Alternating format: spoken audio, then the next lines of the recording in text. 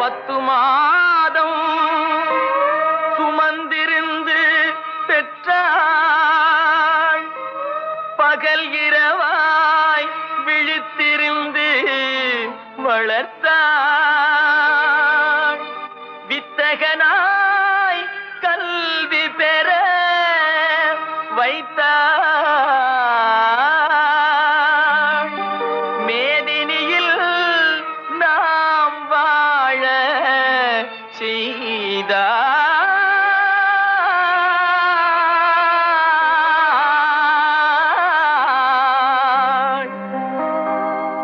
அன்னையை போ